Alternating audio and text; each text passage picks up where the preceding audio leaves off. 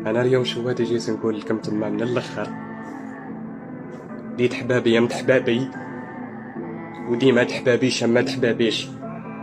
هاي ما رايحاش تبدل، هذه القاعده ماشيين عليها. ديت حبابي الحبابي، اما هادوك دي منا ومنا، هادوك دي حاشا خاوتي بشلط المرخص، اما يدورش في الانطوراج ديالو. واش عرفتوا شكون هدايا؟ وي، هذا راه جزائري. هدايا افقي من الجزائر. جزائري بمعنى الكلمة. علاش ديك القطه بالضبط طلعت، وعلاش طلعت في الطوندوس؟ إنسان تاقي، إنسان ناقي. مش هو اللي طلع في الطوندوس، القطه اللي طلعت في الطوندوس باش تفضحوا قدام العالم. يا يما لي مهبولة هذه راكي. الملك محمد السادس أمير المؤمنين نصره الله، الله يحفظه لنا. ومعنا اتصال من أم عبير، أو ما هذا الاتصال؟ ألو، أنا أرتاح لهذا الاتصالات. ألو، لا تستحي يا أختاه، تكلمي، أنت في سطر الإسلام وفي ذنبه البائس اللمام. تفضلي. بس نمشي باللسان ديالو تيقول لك احنا في الجزائر هنايا تنسميوها الرمسيس. هيا غادي نفتحوها، غادي نعطيكم فيديو. إنها زيارة مهمة إلى المغرب تكتسي صبغة تاريخية، كونها أول زيارة رسمية لوزير دفاع إسرائيلي لهذا البلد، وسوف نوقع اتفاقيات تعاون ونواصل تقوية علاقاتنا. من المهم جدا أن تكون هذه الزيارة ناجحة.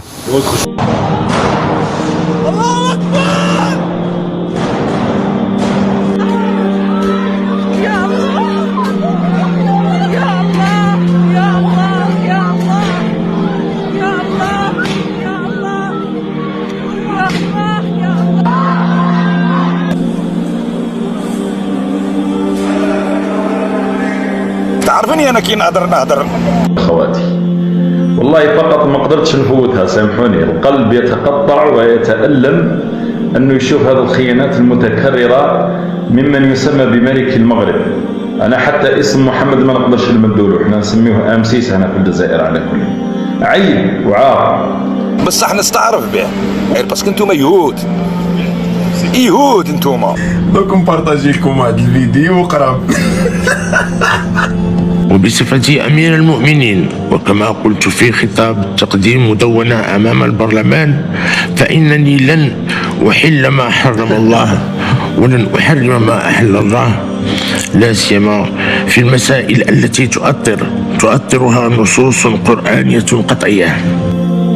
أنا محرجة منك، بس كل الإسلام تحت أمرك.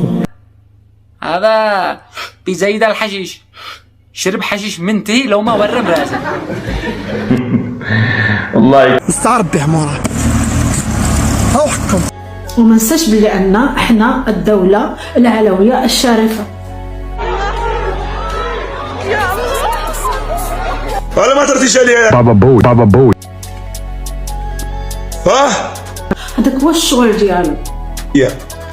بابا بوي، بابا بوي.